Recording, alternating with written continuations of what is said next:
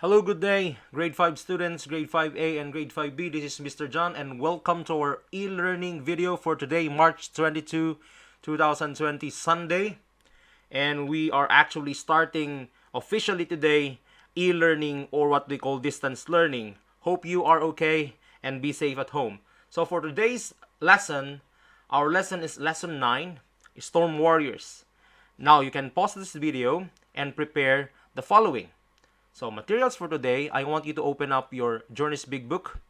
I want you to find the YouTube video link I attach in this comment in the description, and also the Socrative link or app, also your reading notebook, and of course your class dojo.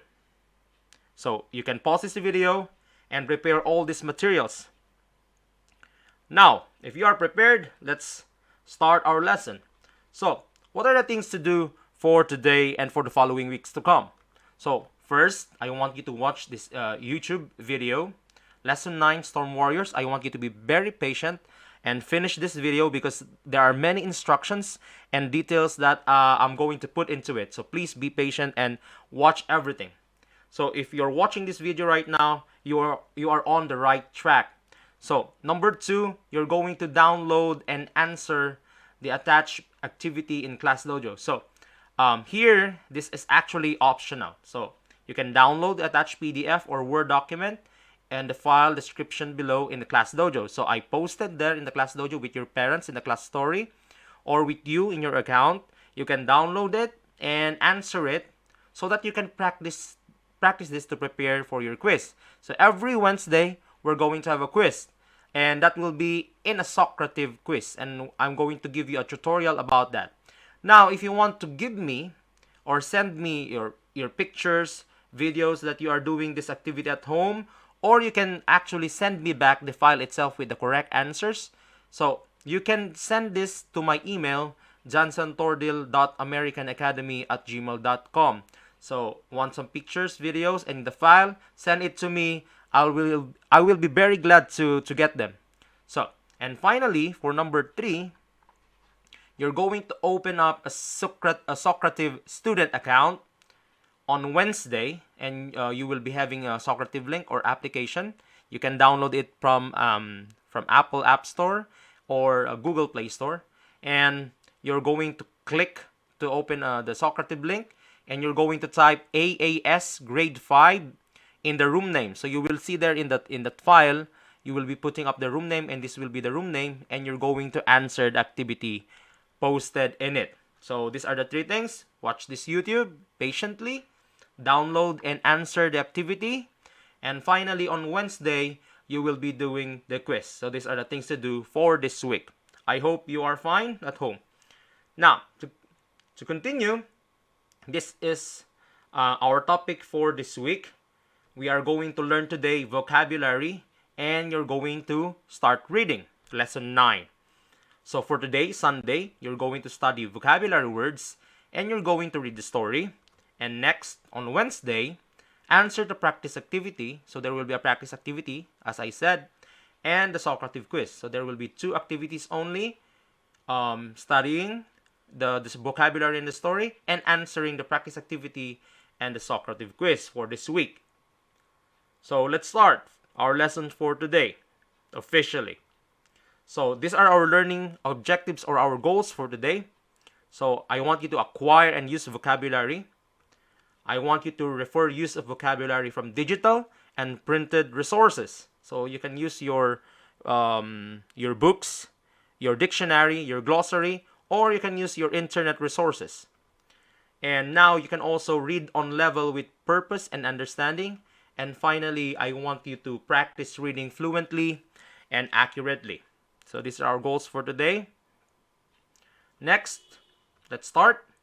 So these are our vocabulary words, and you can find them in Journey's page 262 to 263.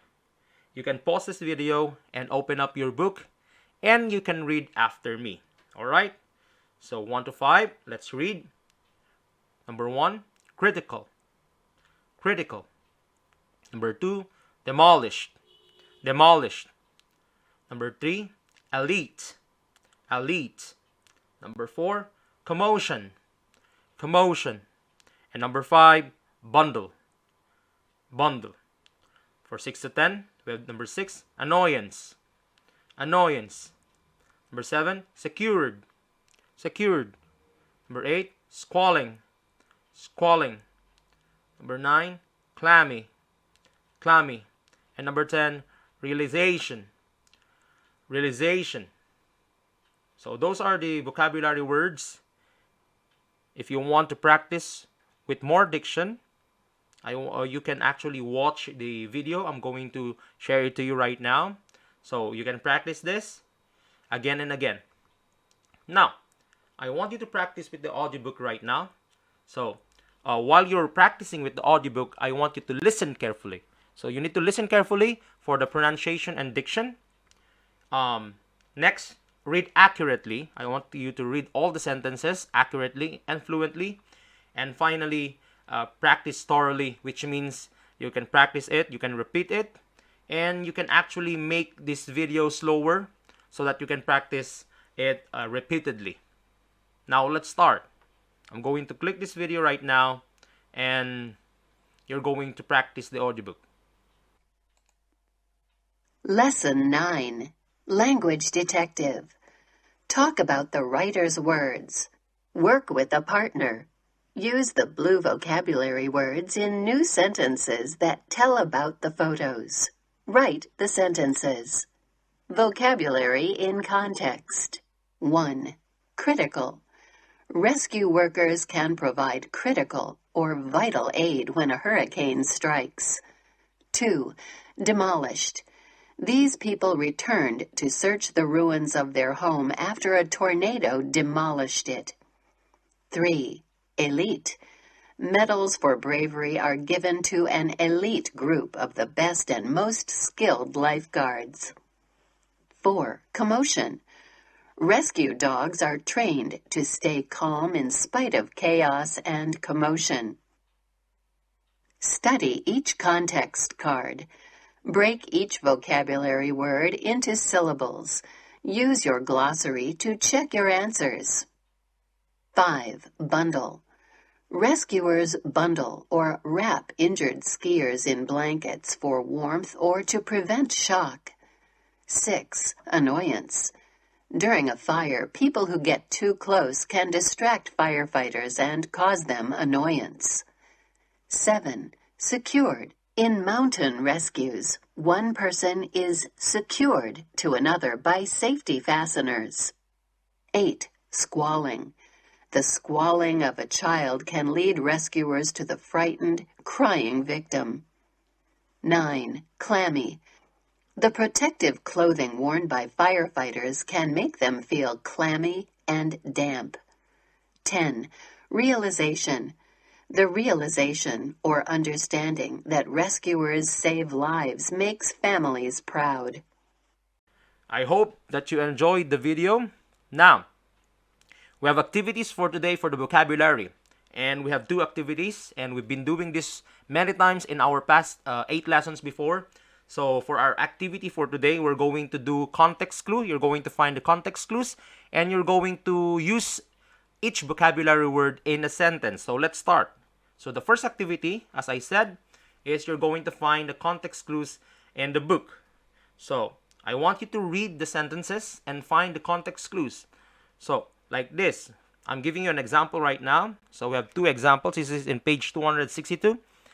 Number 1, critical. So let's read. Rescue workers can provide critical or vital aid when a hurricane strikes. So you can see here, you can actually learn the picture here. So you can see here people who are stranded and they need help from the government. So the government sends rescue. So rescue workers, so they provide critical or vital. So basing from the sentence here and from the picture, you can find a context clue or a tip or a clue or a hint about the meaning of the word critical. So that hint is what we call context clue or context clues. So that's number 1. For number 2, demolished. So again, look at the picture and read the sentence. These people returned to search the ruins of their home after a tornado demolish it. So as you can see in the picture, these two guys are somewhat like looking for maybe food or something important in their house. But this is demolished. As you can see around it, it's actually destroyed. It's chaotic or in ruins. So you can actually find the word here that will give us a tip, a clue, or a hint about the meaning of the word demolished. So the context clue for number 1 and number 2 is first we have critical, vital. As you can see the word vital here, or vital, that's the idea there. It's giving us actually a clue. And number 2, the word demolished, ruins. So these words, vital and ruins, these are actually context clues. These are the words that will give us the meaning of the word critical and demolished. So you can actually answer this 1 to 10 in the file that I have attached. So let's open this up. So this is it. So this is the activity that's in the file that I attached, the grade 5 lesson 2. This is it. So you can see the activity here in vocabulary, question number 1. So you will be answering question number 1. Write the definition or context clues. So write the context clue here in the first line. You found the answer. I think I've shared you the answer for number 1. Or you can find the definition in the vocabulary of the vocabulary words in your dictionary or from the internet. I'll teach you that later. And in the second line, I want you to write this in sentences. So let's go back. So that's it. So I want you to finish question number 3, 4, 5 up to 10. 10 words of the vocabulary. We're done with number 1 and number 2. Before we go to the second activity, I want you to look for the tricks and tips for this activity right now, because this will be very easy if you know the tricks and tips. So the first one, recommendation that I want you to know is that you can actually use a dictionary at home. So no one can stop you. And this is actually very good so that you can learn from the dictionary. Or if you don't have any dictionary, you can open up your book. The last 5 pages or maybe 10 pages, you can find the glossary. So the glossary is actually at the last pages, maybe end pages of your book. So you can open it up and you can find the vocabulary words and their meaning and definitions over there. And finally, if you don't have a dictionary or your glossary, you can go to the internet. So you can use your internet browser, your Google or your Safari. You can click it up and type the word. That's it. And then it will give you a meaning. I'll give you a sample right now. So I'll escape this. I open up the YouTube, not the YouTube, the Google. Then I'll type the word dictionary. And you can see the dictionary here. Search for a word. Let's say demolished. That's it. So you can see the dictionary here right now. And you can click this this volume icon here, or this is pronunciation. So if you want to know the pronunciation of the word, demolish, that's it. demolish, That's it. So, and the meaning of the words are actually here. Pull or knock down a building, overwhelming defeat. Everything is actually here. So you can use your Safari, your Microsoft Edge, or your Google to find the answers. So that's the idea. You can learn this and you can do it on your own. Now going back to the PowerPoint presentation, that's it for the activity number 1, all the things that I've said. And finally, number 2, lesson activity letter B, use each vocabulary word in a sentence. So this is another easy activity. We've been doing this for the past lessons that we have in school. Now, for example, you're going to use each vocabulary word in a sentence. So here, I've used the word demolished. So they demolished the old building to build a new hotel. So they demolish means destroy into nothing. So take off the building, the old building, and they're going to build a new hotel. So here, demolish is the word. Number 2, I use here the word critical. This is the first word, vocabulary word. Looking for a cure for the pandemic is critical in this challenging time. So we all know what's happening around the world right now. And critical, which means it's vital, very essential, or let's say very important. So it's a very important activity for them to find a cure or a vaccine for this pandemic. Now, so that's what are you going to do. That's 1 to 10 words. 10 words, you're going to use them each in vocabulary sentence. So please do that. And write your answers in the attached file. Remember that. So again, I'm going to show you how. So you download it, you print it and answer it, or you can download it into your laptop or your desktop and you can actually answer it there. So I'm going to open it again. I'm going to show you. Again, is this one here in the second line. You're going to use each vocabulary word in a sentence. Remember that the first line you will write the definition or the context clues. First line, definition, and the context clues. And next, in the second line, you're going to use each vocabulary word in a sentence. If you're done with number 1, you go to number 2. Write the definition, context clues again, and then use each vocabulary word sentence in a sentence. So that's it in the second line. So you can type everything up here. You type your name. If your name is, let's say, Muaz. You type your name if you belong to 5A and the date. Answer it all, everything here. You save this and send it to my email, johnsentordil.americanacademy@gmail.com. Or if you don't have a laptop, for example, you can print this. If you have a printer at home, you can answer it and take pictures and send it to my email again. So those are your choices to send me. Again, this is optional. But I want you to answer this. Why? Because you need to practice everything.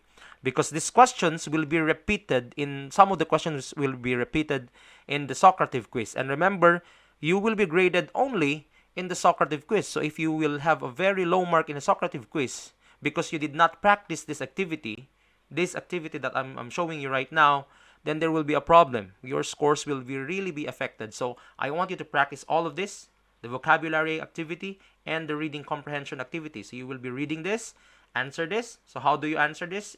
If you want it, you can highlight it. If this is your answer, highlight. That's it. All right, just highlight it. If that's your answer, if this is your answer for number 2, highlight it again with yellow or maybe red if you want. So that's it.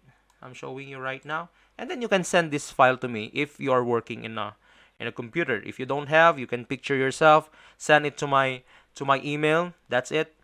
Very easy to do. I just want you doing this, and I want evidence that you're doing this. All right? So I hope you are fine doing this at home. Now let's close this up. So we save it. We go back here. So those are the 2 activities for the vocabulary.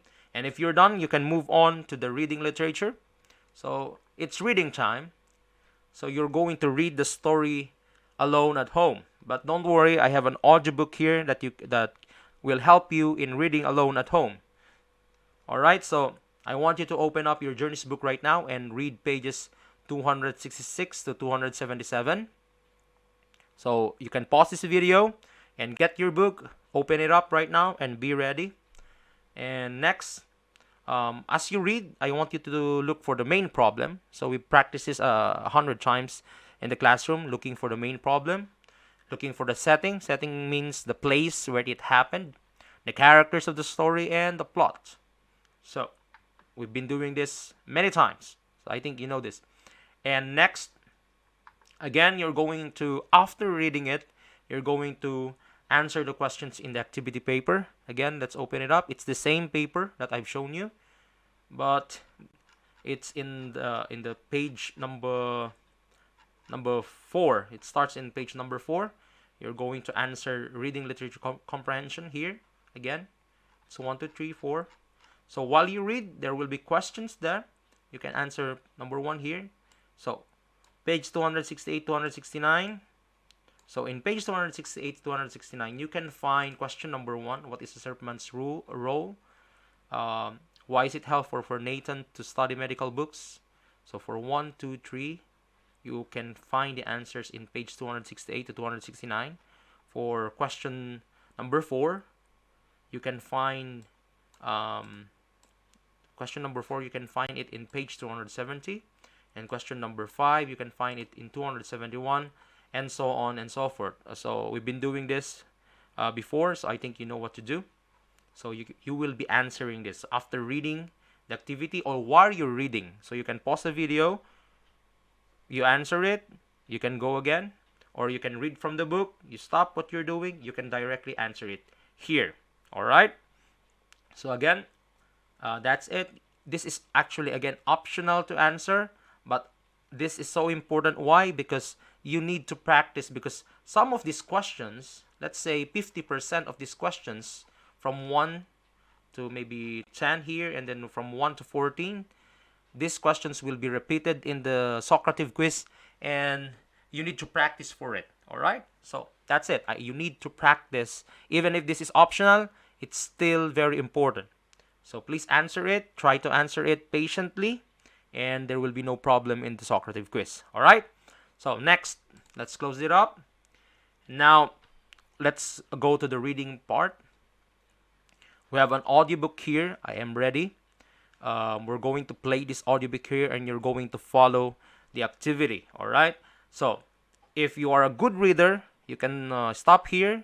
You can read on your own. But if you are actually having a struggle with the reading, don't worry. You can play this audiobook here. You will continue this video. All right, I'm going to click it right now, and you're going to watch it.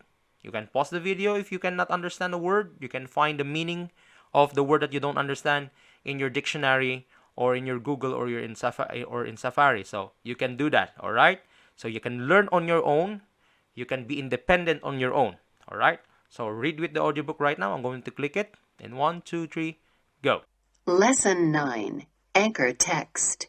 Genre. Historical fiction is a story in which characters and events are set in a real period of history.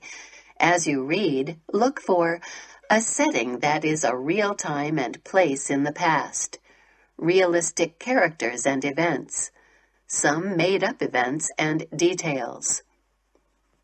Meet the author, Elisa Carbone. To research storm warriors, Elisa Carbone went to North Carolina's Outer Banks to experience a storm for herself. She says, "I would go out onto the beach for as long as I could stand it, feeling the force of the wind, taking in all of the sensations. Then I'd write it all down." Meet the illustrator, James Ransom.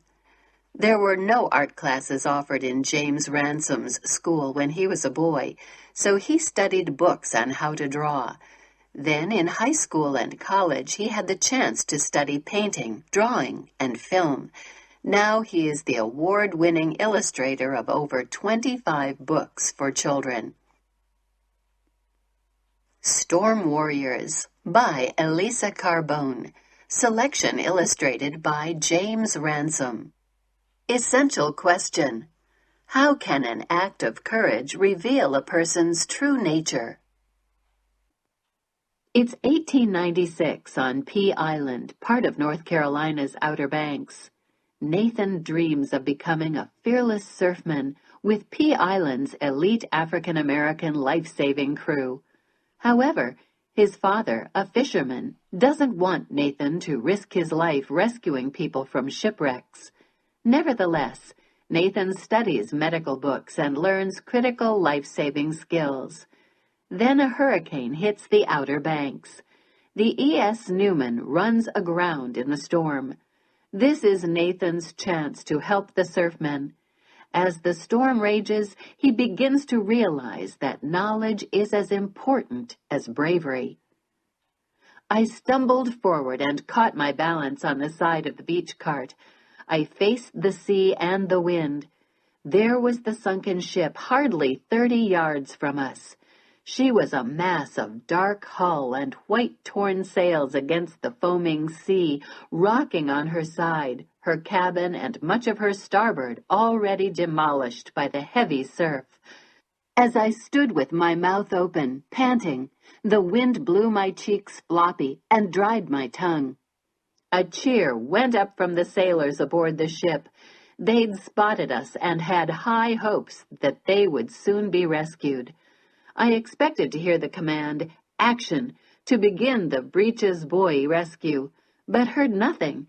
It took me a moment to realize what Keeper Etheridge must already have figured out.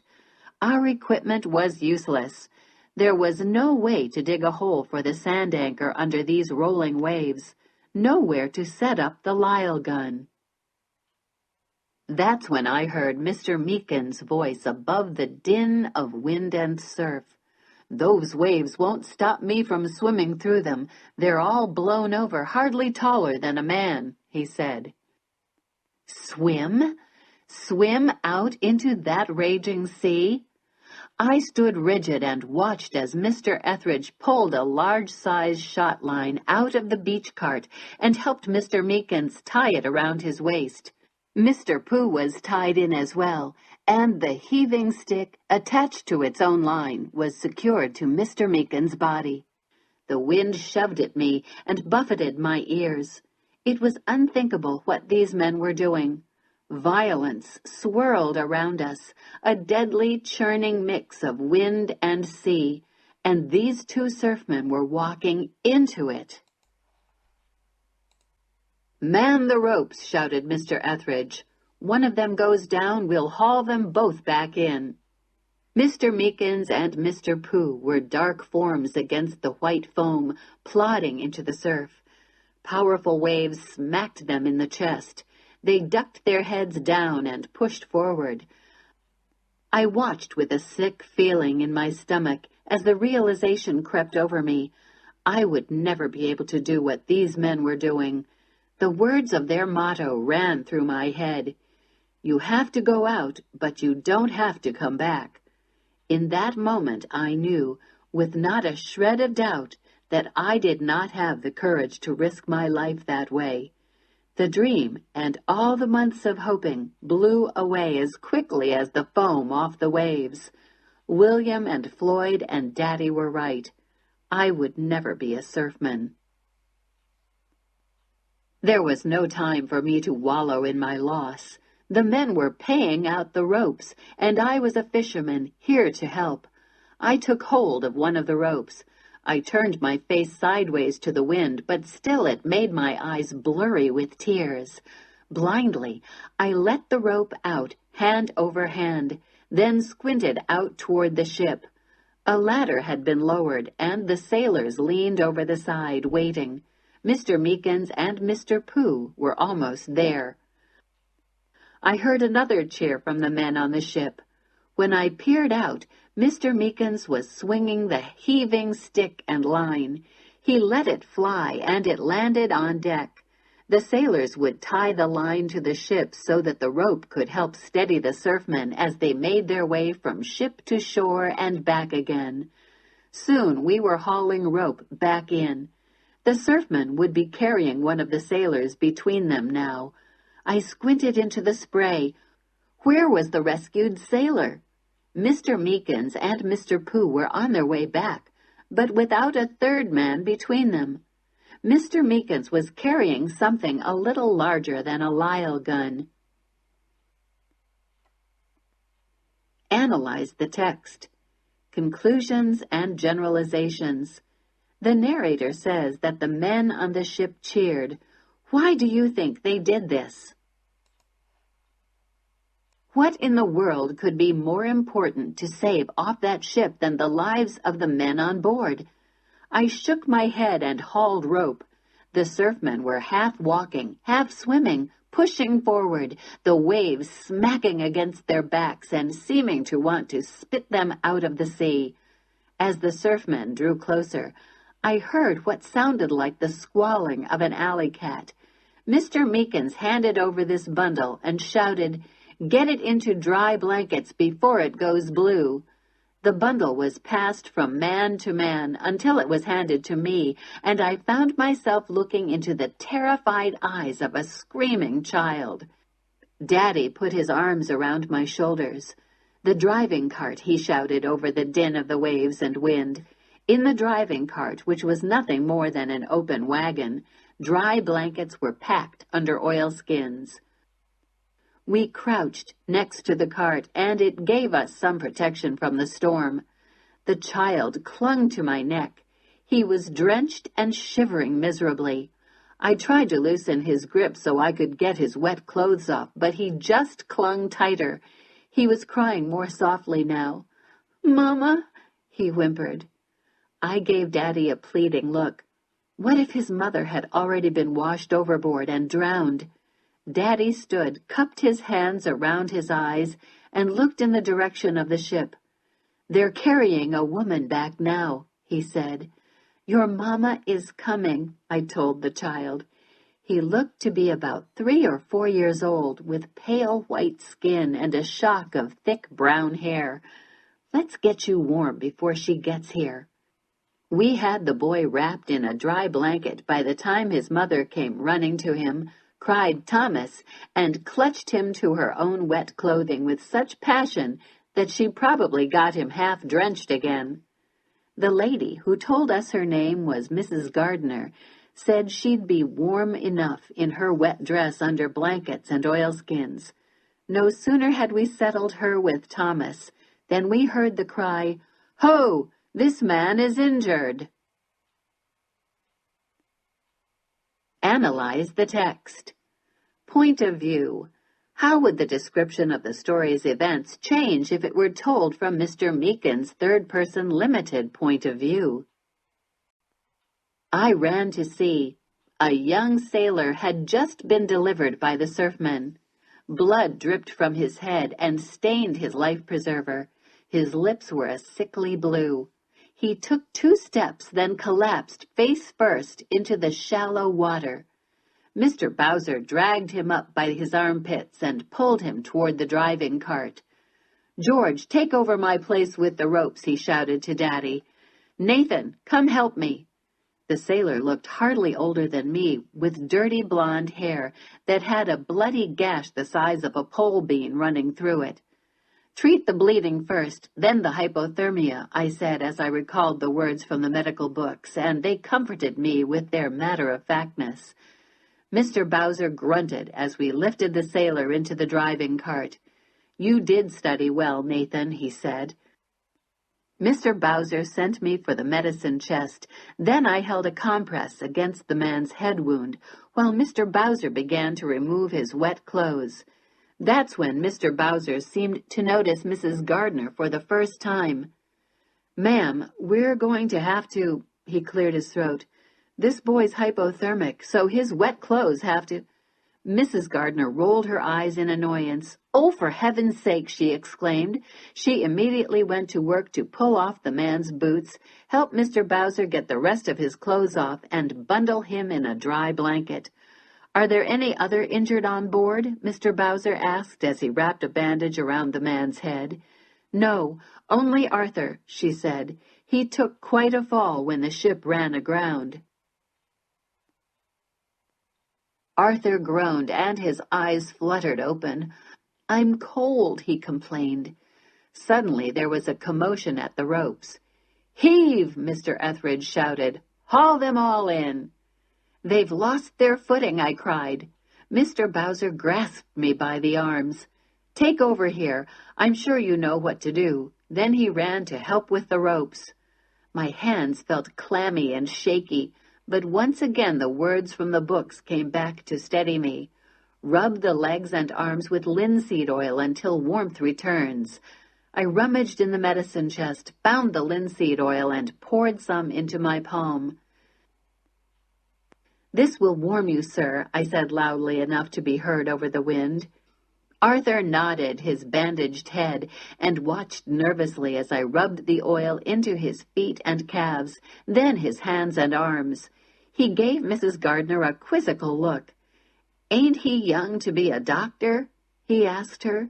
She patted his shoulder and smoothed the hair off his forehead. "He seems to know what to do, dear," she said. "I am warming up," he said. I lifted the lantern to look at Arthur's face and saw that his lips were no longer blue. Analyze the text. Characterization. At first, Nathan was worried that he would not be helpful to the rescue effort. What evidence does the author give to show that Nathan is helpful after all? Just then a tall white man appeared, dressed in a captain's coat, his long hair flying in the wind. He reached up into the driving cart and pulled Mrs. Gardner to him, pressing his cheek against hers. He must have asked about Thomas, because she pointed to him, bundled and sleeping in the cart. "They've saved the whole crew," he cried. He looked around at me and Arthur, and at the other rescued sailors and the surfmen who were now gathering around the driving cart in preparation for the long trip back through the storm to the station. "My good men," he said, his voice shaking, "we owe you our lives." Alright, so I think you're done for the reading and you have read it. You can answer the activities, and please, these are the reminders before you stop the lesson for today. I want you to again finish the context clue vocabulary, the activity, and finish the activity again. Use each vocabulary word in a sentence. That's number 2. Number 3, for today, you read the story and answer the questions in the practice activities. Please start answering right now, because you will have a different lesson for tomorrow, Monday, a different lesson for Wednesday, for Tuesday. So make sure that you have practiced it. Make sure that you start it today. Don't spend your time wisely here, okay? I want you to spend your time wisely here. Remember that activities will be launched only from 8 to 1 every day. 8 to 1. There's no 2 o'clock to 7 o'clock p.m. No, we have only 8 to 1. So make sure that you finish these activities from 8 to 1 every day. So be careful, be patient, and study well, study hard. And finally, if you're done with these 3, you're going to prepare yourself. And on Wednesday, March 25, 2020, answer the Socrative quiz, and the quiz will be from 8 to 1 p.m. So from 8, you're going to open your computer. I'm going to launch the quiz, and I'm going to wait for your results. So again, don't forget these 4 activities that you're going to finish this week 1, March 22 to 26, 2020. And I think that's the end of our lesson for today. Thanks for watching, and I'll be waiting for your Socrative quiz results on Wednesday. Thank you very much. This is Mr. Johnson. Be safe, be careful, and God bless.